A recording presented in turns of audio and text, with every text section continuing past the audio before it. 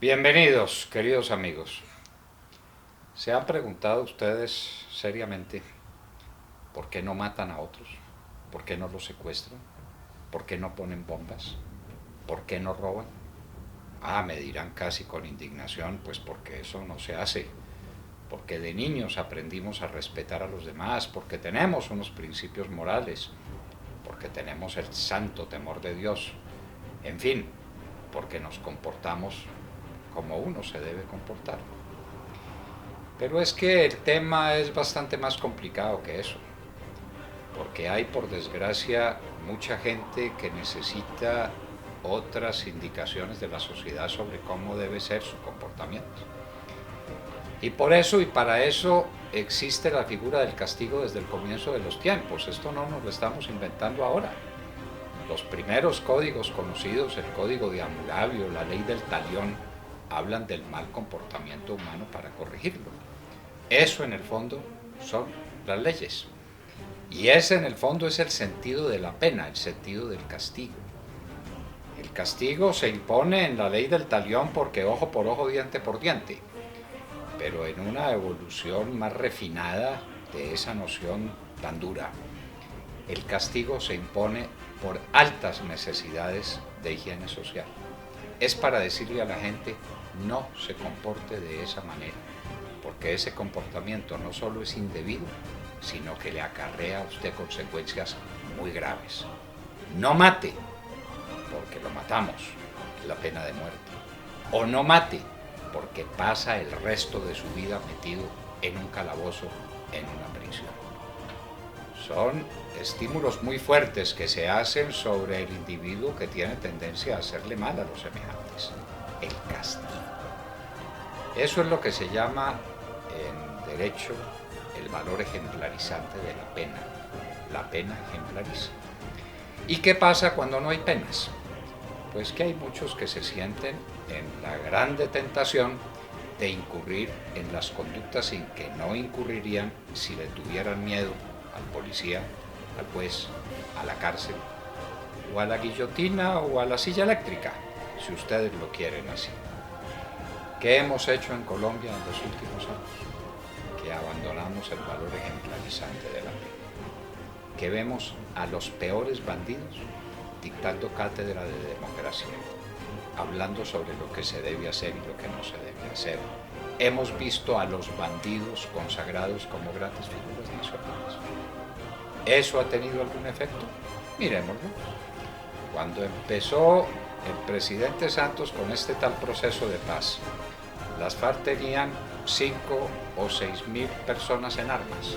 Eso era lo que tenía. Y el ELN no existía. Han pasado 4 años o 5 de abandonar el principio, el valor ejemplarizante de la pena. Resultado, las FARC son prácticamente dueñas del país, dan las órdenes desde Cuba, dicen quién puede ser procurador y quién no, dicen a quién hay que acusar y cómo hay que acusarlo y cómo hay que meterlo a la cárcel, dicen cómo debe ser la democracia colombiana. Ellas, en estos años en los que el Estado colombiano abandonó la imposición de la pena con su sentido ejemplarizante, se han tomado el país. Cuando esto empezó, el ELN estaba borrado del mapa, no existía. A duras penas se sabía, se tenían noticias, y noticias muy vagas, de la existencia de unos sujetos malvados que en otra época fueron terror de algunas regiones y que habían desaparecido del mapa. Hoy el ELN es una organización poderosa. Existen regiones del territorio nacional donde habían desaparecido.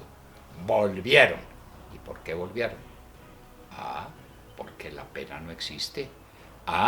Porque al que mata, al que secuestra, al que pone bombas, al que vuela oleoductos o vuela torres de energía, al que viola a las niñas que ha secuestrado, a esos se les da nada menos que el premio de un proceso de paz. Se los consagra como grandes héroes. Se los impulsa a que dicten lecciones sobre democracia. Y entonces alguien dice, ¿cómo es esto? Es que el Estado colombiano nos está moviendo a que hagamos lo que están haciendo los que están en Cuba y los que van para Quito y para Río de Janeiro y otra vez para La Habana y para Santiago de Chile y para no sé dónde más. Pero esto está muy bueno. ¿Por qué se han multiplicado las BACRIM? ¿Por qué tienen hoy ya fuerza y capacidad suficiente para poner en jaque 4 o 5 departamentos del país? Para que cierren los negocios, para que se cancele el tránsito por las vías, para que se imponga la ley del terror. ¿Por qué? Porque este gobierno da la señal clarísima de que el crimen paga, de que el delito no solamente no se castiga, sino que se premia. Hemos abandonado una lección que la humanidad había aprendido desde hace por lo menos 25 siglos. La lección de para que la gente se porte bien hay que usar, entre otras formas de aprendizaje, el aprendizaje de la pena, del castigo, de la fuerza que la sociedad ejerce contra los maleantes. Cuando la sociedad se vuelve cómplice o cuando estimula el delito, ahí están los resultados. Y por eso tenemos hoy unas FARC prepotentes, un ELN camino de los altares de la patria y unas BACRIM todopoderosas, exigiendo que hagan con ellos lo mismo que ya hicieron con las FARC y que ya hicieron con el ELN, premiar sus crímenes. Eso es lo que están haciendo.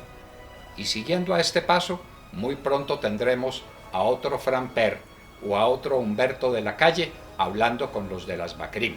Y vendrán otros, tal vez peores. ¿Será posible que sean peores? No hay nada que no sea susceptible de empeorar. Muchas gracias.